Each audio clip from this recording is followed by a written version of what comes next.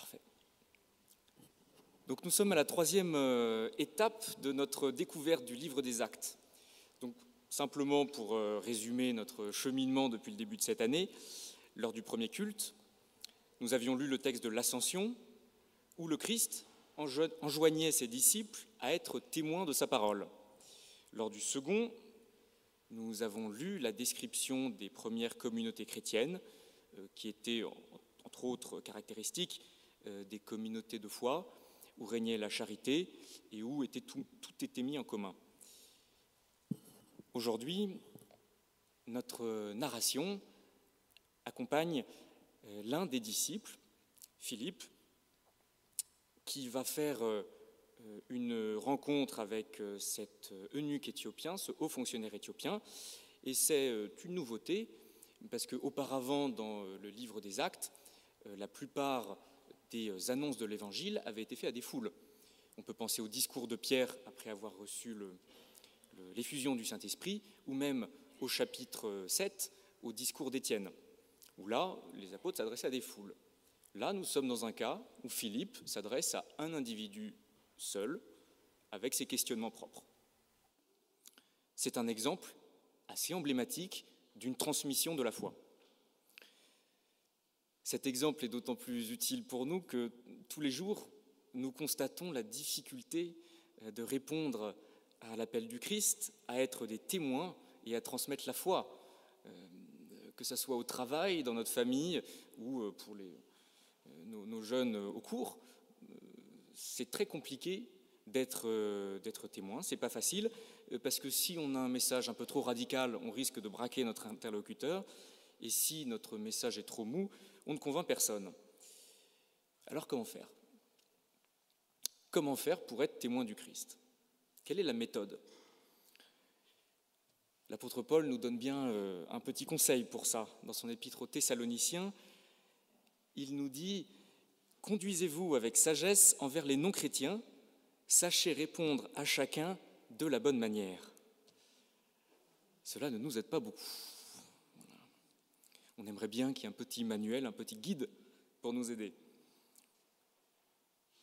Mais comme toujours, quand nous avons une question, le mieux, la bonne démarche, est d'aller déterrer notre Bible enfouie dans notre bibliothèque, ou alors de la sortir si elle est posée sur notre table de nuit, et de l'ouvrir, par exemple, au texte d'aujourd'hui. Il présente la manière dont l'apôtre Philippe a réussi à baptiser un eunuque éthiopien sur la route de Gaza, et comme nos deux personnages, nous aussi, nous allons voyager à travers un texte. Notre route va consister à comprendre en quoi ce texte peut nous aider à transmettre notre foi. Tout d'abord, nous ferons une première halte pour comprendre la manière dont l'Évangile s'est répandu dans les premiers siècles de l'existence du christianisme et ce que ce texte nous apprend sur les premières communautés chrétiennes.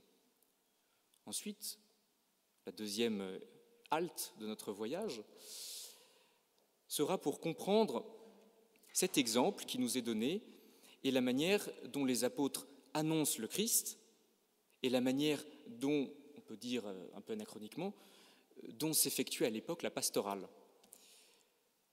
Enfin, nous nous demanderons en quoi ce texte est important pour nous aujourd'hui, dimanche 17 novembre 2024, et quels enseignements, quelles astuces nous pouvons essayer d'en tirer.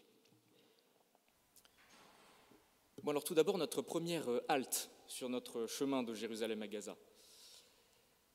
Ce texte nous donne beaucoup d'indications sur la manière dont se sont construites les premières communautés chrétiennes et sur la manière dont l'Évangile a été répandu à travers déjà le Moyen-Orient, mais aussi dans tout le monde romain. En effet, nous sommes en présence de deux personnages assez marquants. Ce texte présente d'une part un des disciples du Christ et deuxième un second personnage sorti un peu de nulle part, qu'on n'a pas vu auparavant dans le livre des Actes et qu'on ne reverra pas. C'est un parfait inconnu. Ce texte intervient dans le livre à un moment absolument fondamental pour les premières communautés chrétiennes. En effet, il intervient au chapitre 8, c'est-à-dire après que les apôtres aient reçu le commandement d'aller répandre la bonne nouvelle à travers le monde, et aussi après un moment un peu particulier où, comme les apôtres ont reçu cette mission d'aller prêcher la bonne parole, ils ont été obligés d'ordonner des diacres, qui sont des personnes un peu chargées de l'intendance des premières églises. Donc parmi ces diacres, nous avions le fameux Étienne, dont j'ai déjà parlé, mais aussi Philippe, notre personnage.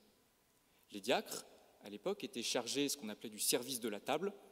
En fait, c'est pas le serveur à table, c'est celui qui va s'occuper de toute l'intendance, qui va s'occuper de préparer la nourriture, mais également de servir les pauvres. Dans leur esprit, les deux fonctions étaient complémentaires. Donc Philippe, et c'est paradoxal, Philippe, son rôle, c'est d'être l'intendant de la première communauté. C'est très étonnant, parce que ce n'est pas du tout ce qu'on voit dans notre texte. Dans notre texte, Philippe prend le rôle de l'apôtre qui va annoncer l'évangile à l'Éthiopien. Et on voit qu'il le fait non seulement à l'Éthiopien, mais il va le faire également dans toute la Samarie, puisque le texte nous dit qu'après il se rend à Azote. Comment se fait-il qu'il y ait eu ce changement? Comment passe-t-on du service de la table à l'annonce de l'Évangile? Là encore, il faut regarder un tout petit peu avant notre texte. Nous sommes au chapitre 8, et au chapitre 7 se passe un événement absolument fondateur pour l'annonce de l'Évangile, qui est la persécution d'Étienne. Étienne était comme Philippe un diacre, et c'est le premier des martyrs chrétiens. Il a été tué notamment grâce à l'intervention de Saul, qui deviendra l'apôtre Paul après. Et cette persécution est le début d'une vague de mauvais traitements que les Romains et que les autres Juifs feront subir aux premiers chrétiens. Ce martyre d'Étienne pousse la première communauté à partir. La première communauté est chassée de Jérusalem par ces persécutions. Donc Philippe, qui était l'intendant de la première communauté, se retrouve à devoir partir sur les routes parce qu'il est chassé par la persécution.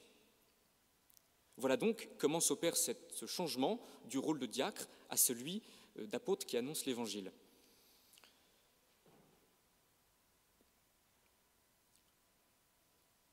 On l'a dit, tous les apôtres vont partir un petit peu dans toutes les directions. Lui, Philippe, va se concentrer sur la région de Samarie. La Samarie, c'est toute la région qui est au sud de Jérusalem. Alors, je ne sais pas si vous avez bien la carte de la Terre Sainte en tête, mais la Samarie, ça va globalement de Jérusalem jusqu'à une ligne pas tout à fait droite, mais au niveau de Gaza. Voilà. Donc c'est toute cette région-là. C'est pour ça qu'on retrouve Philippe sur cette route qui va de Jérusalem à Gaza. Bon, voilà maintenant pour le portrait de Philippe. Maintenant, le fonctionnaire éthiopien, que sait-on de lui? Je pense que nous pouvons croquer son portrait avec 3 grands coups de pinceau. Premièrement, ce fonctionnaire est éthiopien. Alors il faut faire un peu attention parce qu'en grec, le mot aithiopos ne renvoie pas nécessairement à ce qu'on appelle aujourd'hui l'Éthiopie. Selon les cas d'usage, cela pouvait désigner soit une région qui couvre à peu près le Soudan actuel, qui était le royaume de Couche, voilà, le royaume de Couche dont la capitale était Méroé et qui est connu aujourd'hui parce qu'il y a un site touristique de l'UNESCO où il y a des pyramides un peu oblongues qui ressemblent aux pyramides égyptiennes sans toutefois être similaires. Bon, ça désigne ce royaume de Couche. Parfois aussi, dans certains textes, quand on parle d'Éthiopie, on parle de tout ce qui est au sud de l'Égypte. Donc en fait, on désigne à peu près toute l'Afrique.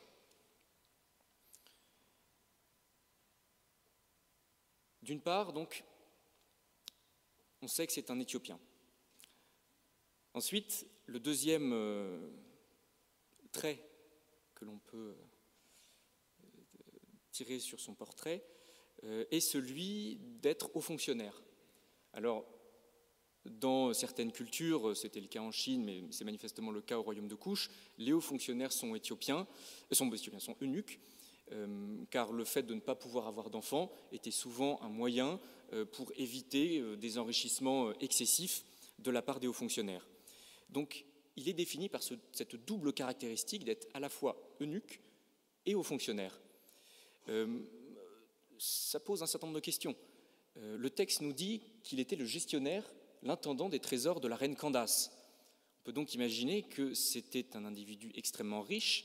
Le texte nous dit qu'il avait un char, et comme il nous dit qu'il fit arrêter son char, on imagine qu'il avait avec lui une foule de serviteurs. Donc nous sommes en présence de quelqu'un d'une importance absolument considérable.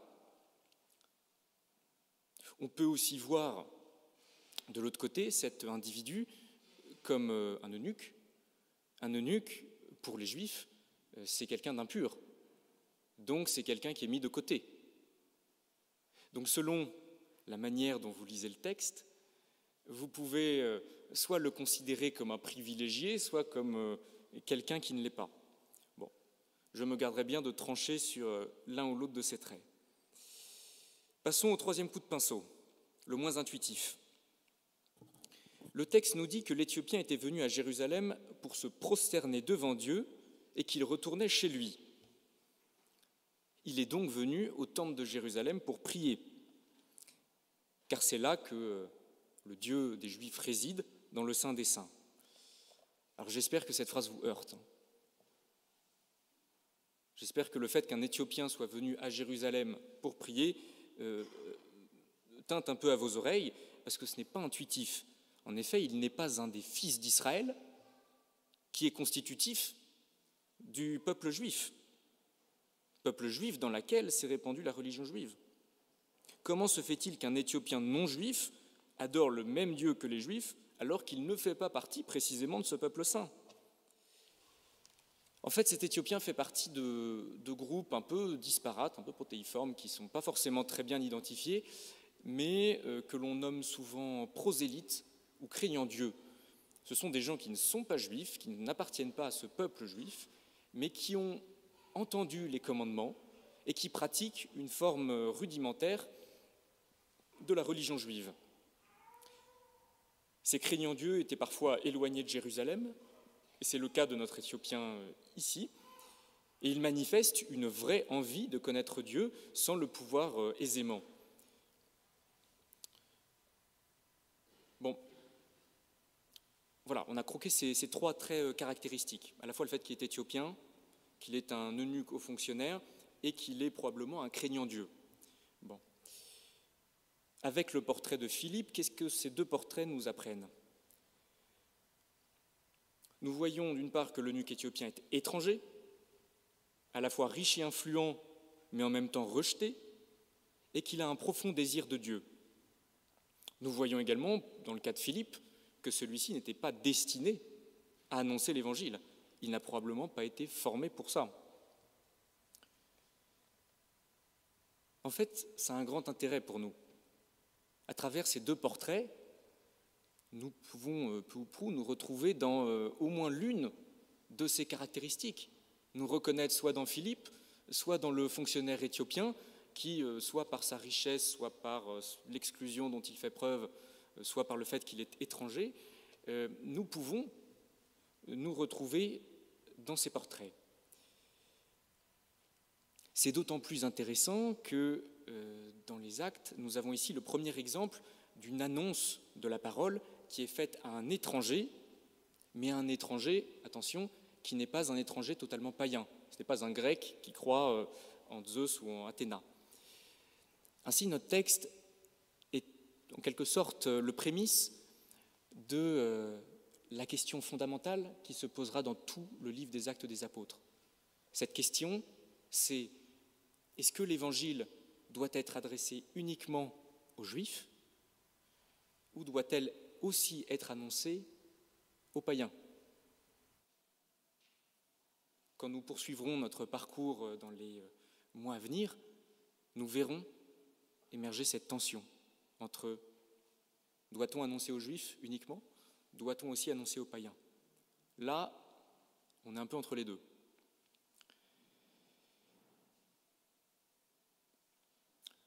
Ensuite, passons à la deuxième étape de notre parcours. De quelle manière l'apôtre annonce-t-il le Christ et quelles leçons pastorales pouvons-nous en tirer ? En premier lieu, on voit que le disciple utilise le prétexte du livre d'Ésaïe pour parler du Christ. Il établit un lien direct entre ce texte fondamental et la pratique religieuse juive vers la foi naissante en Christ. Il part de la foi juive pour aller vers le Christ. On retrouve ce type d'argumentation dans le discours d'Étienne au chapitre 7, mais c'est surtout, et je pense que c'en est le meilleur exemple, toute la démarche de l'épître aux Hébreux. Regardons maintenant juste un tout petit peu plus près le texte d'Ésaïe. Il a été comme un mouton qu'on mène à l'abattoir, comme un agneau qui reste muet devant celui qui le tond. Il n'a pas ouvert la bouche. Il a été humilié et son droit a été bafoué. Qui parlera de ses descendants ? Car on a mis fin à sa vie sur la terre.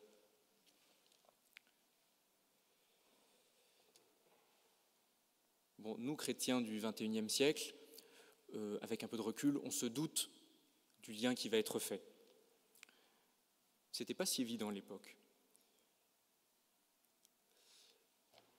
Ce texte se trouve au chapitre 53 du livre d'Ésaïe.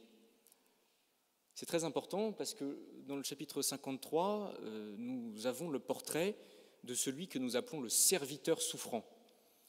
Pour les Juifs, le serviteur souffrant est l'image d'Israël qui est défait par ses ennemis et qui a traversé des périodes de désert multiples. Toutefois, quand les chrétiens sont arrivés, ils ont tout de suite fait le rapprochement entre ce serviteur souffrant et la figure du Christ. Notons au passage que l'eunuque a en plus dû avoir une lecture un peu particulière parce que juste après notre texte dans le livre d'Ésaïe, un verset s'adresse directement à lui. « Car voici ce que dit le Seigneur aux eunuques qui observent ses sabbats, qui choisissent ce à quoi je prends plaisir et qui demeurent fermes dans mon alliance. Je leur donnerai dans ma maison et dans mes murs un monument et un nom meilleur que des fils et des filles. » Donc là, quand l'eunuque va lire le passage du serviteur souffrant, il va avoir devant lui décrite la figure du Christ, et juste après, le texte s'adresse à lui presque nommément. Attendez, le texte parle d'un eunuque à qui Dieu donnera un monument et un nom plus grand que des fils ou des filles. Comment ne peut-il pas l'entendre pour lui-même ?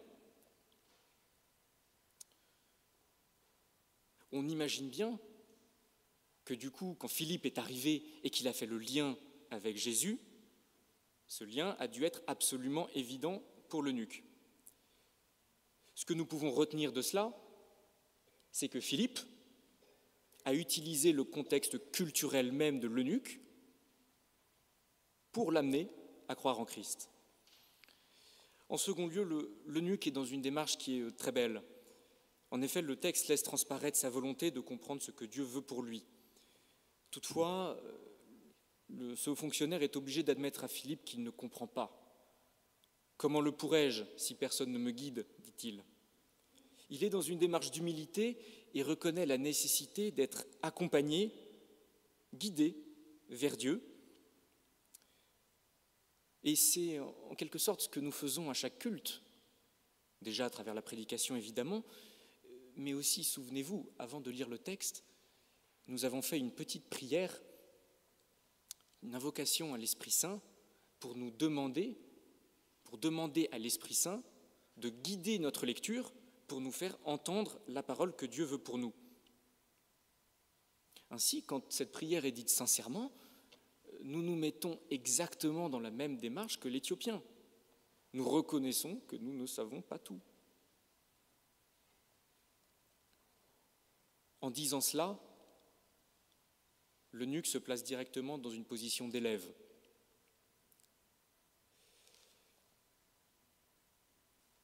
Mais c'est étonnant parce que ce n'est pas parce que l'eunuque se met dans une position d'élève que pour autant Philippe se met dans une position de maître. Philippe part du questionnement de l'eunuque pour ensuite annoncer la bonne nouvelle de Jésus. Sa démarche consiste bien à partir du questionnement de celui qui l'écoute pour l'amener à la connaissance. C'est une vraie catéchèse par le questionnement. À tous ceux qui ont des fonctions pastorales, de catéchuménat ou même qui doivent transmettre la foi au sein de leur famille, n'oubliez pas cette phrase. C'est une catéchèse par le questionnement. En troisième lieu, à travers ce texte, nous voyons l'image d'une parole qui prend vie. Dans la liturgie, nous disons souvent des phrases de manière un peu répétitive, sans les comprendre. Parfois, elles deviennent un peu phrases mortes. Nous avons entendu certaines phrases 10 000 fois, nous les connaissons par cœur. Le Notre Père, nous le connaissons par cœur. Nous en oublions parfois un peu le sens. Mais ce récit nous montre la manière dont une parole prend vie. Parfois, une parole reprend vie. Au début, l'eunuque lit à haute voix, un peu comme quand on proclame l'évangile ou quand on récite une parole rituelle, sans comprendre. Ensuite, après l'avoir énoncée, il la questionne, elle ne la comprend pas. Elle ne produit aucun fruit dans un premier temps. Après cela, l'eunuque la digère et il finit par en tirer une première leçon. Il le fait grâce à l'aide de Philippe. Toutefois, en acceptant le baptême, il réalise un acte de foi. Je ne comprends pas tout, mais j'accepte ce qui m'est donné, qui prouve que, même s'il n'a pas forcément tout compris, il en a extrait une parole pour sa vie propre. Et enfin, le texte, et c'est ce que je veux que nous retenions aujourd'hui, se termine par une phrase absolument magnifique qui dit « Le fonctionnaire ne le vit plus, mais il continua son chemin, tout joyeux. » Est-ce qu'on n'est pas là dans notre situation aujourd'hui ? Nous, le Christ, malheureusement, nous ne le voyons plus face à face. Mais ce n'est pas pour autant que nous ne pouvons pas conserver la joie de la parole qui nous a été donnée. La vraie parole qui nous donne vie est une parole qui, après l'avoir entendue, nous rend heureux et irrigue le reste de notre vie.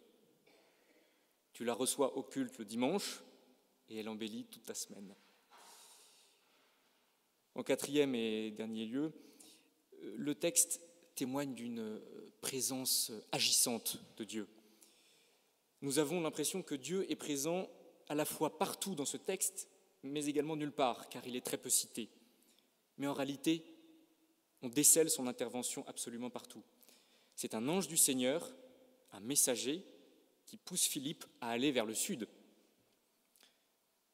C'est l'esprit, le pneuma, le souffle, qui guide Philippe et lui enjoint de rejoindre cet Éthiopien. C'est lui-même qui va enlever Philippe pour l'amener à Azote. Et on imagine aisément que l'ouverture des yeux de l'Éthiopien, ce moment où l'Éthiopien va demander le baptême, se fait grâce au Saint-Esprit.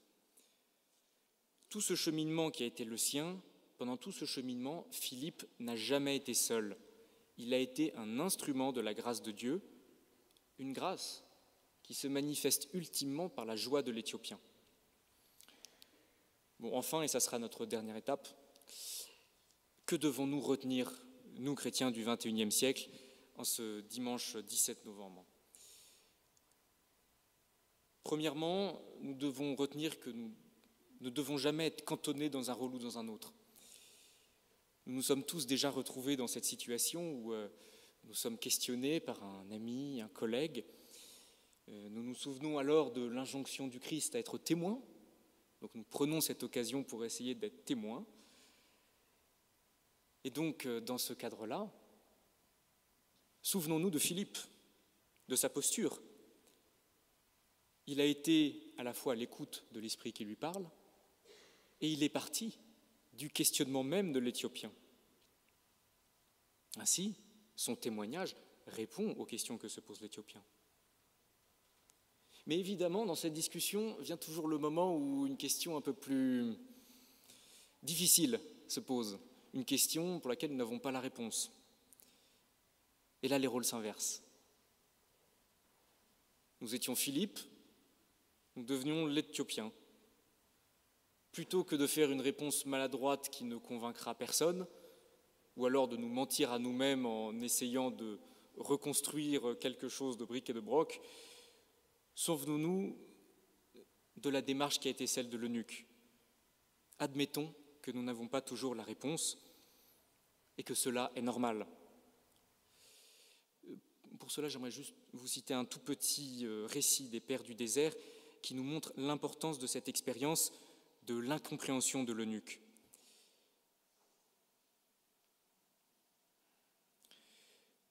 Un jour, des anciens viennent voir Abba Antoine. Abba Joseph est avec eux.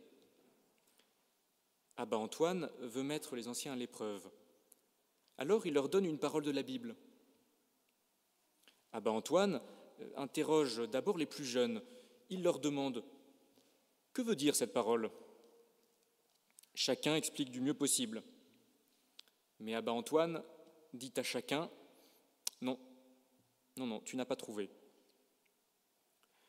Abba Joseph est le dernier à répondre. L'ancien lui dit « Et toi, Père Joseph, comment expliques-tu cette parole de la Bible ?» Et il répond « Je ne sais pas. Je ne sais pas. » Alors Abba Antoine lui dit « Vraiment, Abba Joseph a trouvé le vrai chemin. En effet, il a dit « Je ne sais pas ».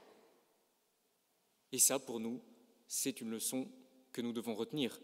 Lorsque nous ne savons pas, nous devons demander de l'aide. Ne pas savoir, c'est admettre que nous ne pouvons pas tout seuls et que nous avons besoin d'être secourus par Dieu et ultimement par l'interlocuteur qu'il mettra devant nous. Cette question à laquelle nous avons admis ne pas avoir de réponse, au début, elle va nous frustrer. Mais à la fin, elle fera son chemin. Et cette aide viendra comme elle est venue à l'Éthiopien. Quand nous ne savons pas, remettons-nous à la grâce agissante de Dieu, celle qui va faire qu'au détour d'une conversation, d'une lecture, d'une discussion, d'un événement du quotidien, notre questionnement va finalement prendre sens et une réponse va nous être apportée. Mais encore faut-il y être attentif. En conclusion, ni Philippe ni l'eunuque n'avaient pour vocation de se retrouver dans les rôles respectifs que le texte leur donne. Tous deux étaient intendants, le premier de la communauté chrétienne de Jérusalem et le second intendant de la reine de Couche. Nul ne savait quelle était la destination de son chemin. Philippe ne pensait pas devoir catéchiser en route et l'eunuque ne s'attendait pas à rencontrer le Christ. Tous deux ont suivi humblement la voie que l'Esprit leur a indiquée et cela a mené l'eunuque au baptême, signe visible de la grâce donnée à tous. Les fruits ont été grands. Philippe, par la suite, a évangélisé la Samarie et l'eunuque est rentré tout joyeux dans son pays. Les traditions chrétiennes font même de cet eunuque le père de l'église éthiopienne, qui est une des églises les plus importantes d'Afrique. Pour nous, la lecture régulière de l'Écriture et la mise à l'écoute de la parole est le premier moyen de répondre à cet appel de Dieu. Je terminerai cette prédication avec cette petite phrase de Luther qui disait « Il y a quelques années de cela, j'ai lu la Bible 2 fois de suite. En la comparant à un grand arbre majestueux et ses paroles à des branches grandes ou petites, je me suis adressé à chacun de ses rameaux pour savoir pourquoi il est là et ce qu'il me propose. Eh bien, chacun d'eux avait en permanence une foule de petites pommes et de petites poires à me proposer. Ainsi, en lisant la parole, c'est alors que nous pourrons répondre au commandement du Christ à être témoin, le Christ qui dit dans l'évangile de Jean « Je vous ai établi afin que vous alliez, que vous portiez du fruit et que votre fruit demeure. » Amen.